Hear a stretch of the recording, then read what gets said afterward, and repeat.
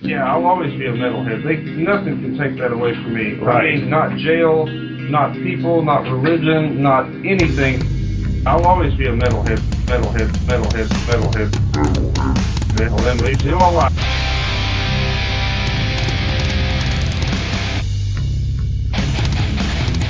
You're listening to the Great Metal Debate Podcast.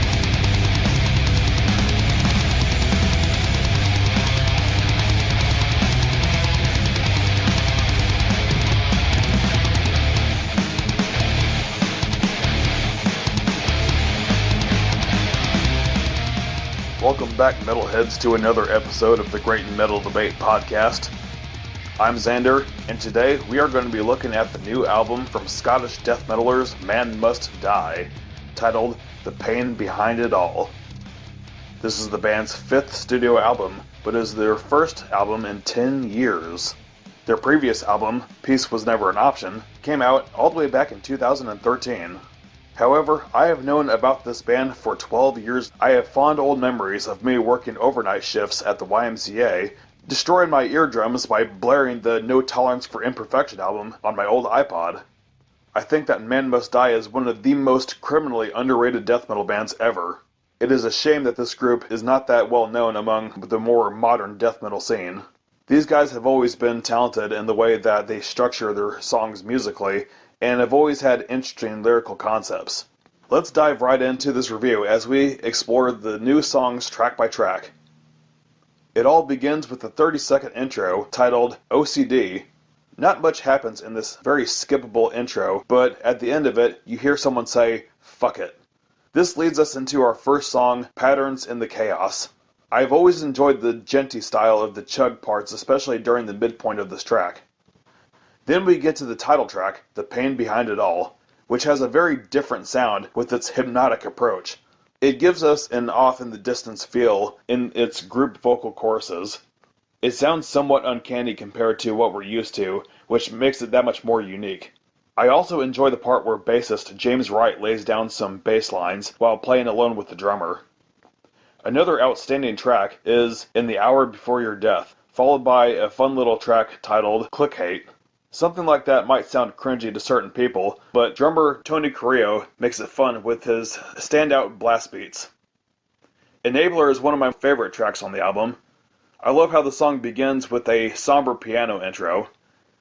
It is followed up with a haunting spoken word, which is very reminiscent of a song by the band Creator, particularly Death Becomes My Light.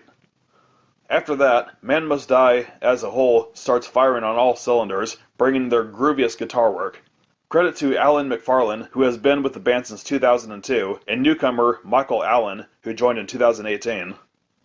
Bring Me the Head of the King was actually the name of a song that the band put out 2 years ago, and has since found its way onto the album. It's another balls against the wall, fast and aggressive song that is sure to get just about any mosh pit going. Speaking of live performances, I have never known Man Must Die to tour here in the United States. I hope they do one day. I would love to be in the crowd shouting, "We don't need them! Bring me the head of the king!" But my most favorite song is definitely War Is My Will, as it is another straight-up banger. I must say that Joe McGlyon's vocals have always been a great fit for this band's overall approach to the musical structure of these death metal songs. There even seems to be a very slight breakdown that sounds like something the Red Chord would have done in their early years. This song even has an ending melodic guitar hook. It's simply amazing, and I can't help but continue to bathe this underrated band with as many compliments as I can.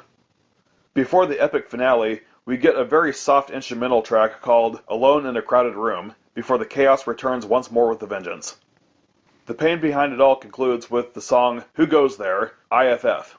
IFF is an acronym that stands for Identify Friend or Foe. It is yet another kick-ass song from a kick-ass band. So how would I rate this new album? I enjoy every album these guys have ever made, but even after listening to this record a total of 5 times in a row, I still found myself listening to others more, especially the album I mentioned earlier.